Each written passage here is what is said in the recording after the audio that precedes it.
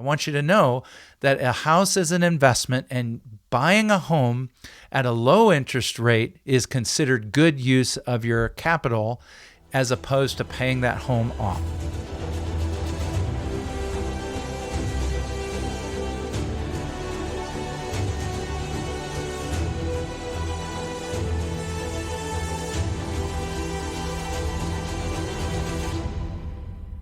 Hey folks, this is Colin Richards, and I am thrilled to be with you once again on this episode of the Lord and Richards Show. And we've been walking down through retirees' number one questions. And the one I wanted to really start with is, do I have enough to retire?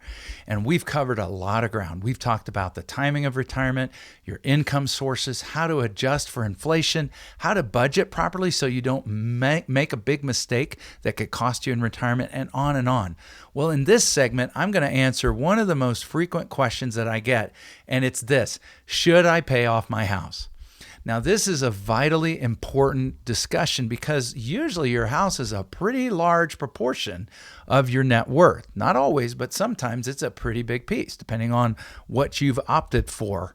And so paying off a mortgage early because you've gotten advice to that end may or may not be a good idea. And so I want to start with this question, okay? As you consider whether you should pay off your house early. Now, I'm not talking about just letting the mortgage get paid off on a normal schedule. That's going to happen eventually, even if it's after you die. I'm talking about this question: should I pay it off early to decrease my expenses? You know, Colin, you said my budget is critically important. Well, doesn't it make sense that I can reduce my budget by paying off my house? Seems like a no-brainer. Well, on the surface it may, but the first thing I want to start with is let's talk about your rate, okay? If you have a mortgage that's at a high rate, first of all, you'll be in a minority of retirement age clients because most clients took advantage of those low rates to lock in 2s and 3s and 4s at the most. And so very, very few people that I'm talking to who are retiring, I'm not talking about first-time home buyers, young couples getting started, young singles. I'm talking about people who've done this for a while, usually have a pretty low rate. So if that rate is low, consider this word: arbitrage. Arbitrage. That means the difference between the low rate you pay and what you might earn on the money if you didn't pay that off, right? So if it took $300,000 to pay off your mortgage, you've got to ask yourself this question. Okay, I've just paid off maybe a 3% debt, but I've given up maybe 5 to 10% in growth. So the arbitrage, the numbers work against you. Consider the trade-off of losing these liquid investable assets. We call that being house poor, right? Where we take so much of our money that really needs to be what we call at Lord & Richards a growing reserve against the shocks to your system that can occur in retirement, taking that money and now paying off a house. Also, consider the possibility of housing market crashes. People who paid off their houses just before 2007, 8, 9 really regretted that decision because many people lost their homes and along with it, their equity during that time. I'm assuming you're planning better than that, but I really want you to think long and hard before giving up your well-earned, hard-working cash to a home that may or may not be secure. Consider, of course, as I've talked about in our budgeting discussion, the loss of your mortgage interest deduction. Depends on who you are, whether that's a big benefit. And then finally, consider your emotions. Consider your emotions. I know that because of the teaching that's out there on the radio, the television, other forms of media, many of you may feel obligated to remove every single kind of debt from your life. Well, if you've listened to me or if you've had an encounter with Lord and Richards through one of our events or our articles or our TV or radio program, you'll know that we consider debt that's at a low interest rate, that's fixed, that can work easily into your budget on your home. We consider that to be reasonable debt. We don't think you're violating any biblical or financial principles in having that. I know I go contrary to some well-known figures on that, but I want you to know that a house is an investment, and buying a home at a low interest rate is considered good use of your capital as opposed to paying that home off. And so if your emotions tell you, Colin, nope, I've got to pay it off or I'm not going to sleep at night, well, that's okay. right? We're human beings. We're not robots. We're not here to live according to the dictates of any other man. But what I do want you to know is that the math generally works against you.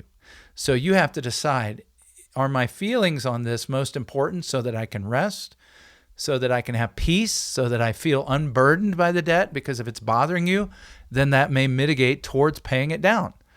But if you say, no, I want to be just entirely rational and mathematical on this, then what I would encourage you to do is come in and let us do an analysis. Because what we're going to do is we'll run one retirement plan where you pay off your home early and another where you let it ride out to the full 30 or 15 years, whatever that is. And we'll just look at the math. I will tell you that I usually know the end of that story before we begin. Most of the time, mathematically, if your rate is low, it really makes sense that if you're even earning 5% on your money and you gave that up to pay off a 3% mortgage, you would have been better off mathematically. You'd have more wealth in your pocket over the end of life than you would by paying off that mortgage. So here's the question. Should I pay off my house? Well, it's a complex question involving many factors like your rate, the trade-off of losing all that cash that might be better as a reserve for you versus being house poor, the trade-off of the loss of deductions such as mortgage interest, but then ultimately it comes down to emotion versus math. Which is more important to you? Are you having trouble sleeping at night? Well, by all means, get rid of the mortgage, right? That's more important. I want you to have great health. I want you to be happy. Our frequently used mantra at Lord and Richards is we want you to be healthy, wealthy, and happy for life in retirement. And so if you can't be healthy, if you can't be happy by keeping that mortgage, by all means, get rid of it. So there are human considerations in addition to the mathematical. But let me just say something I said earlier. Let me repeat it. This discussion needs to be had in a context of a comprehensive financial plan. At Lord and Richards, we call that a financial independence review. Just isolating your home away from all the other decisions around retirement planning, such as how much income do I need? What does my tax situation look like? How much risk can I handle in my portfolio? What are my growth expectations? How much do I want to leave at the end of the life? How am I going to handle healthcare issues as they inevitably arise? This is a complex picture, and I don't want you to oversimplify it.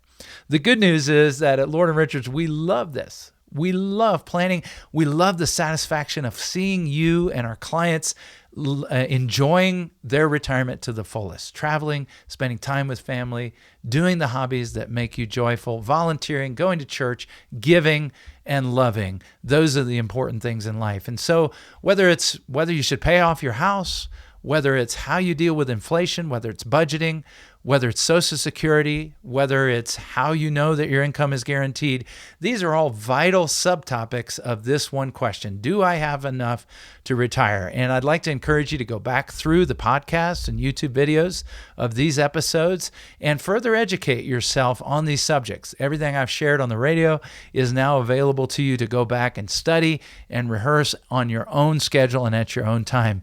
And you know what?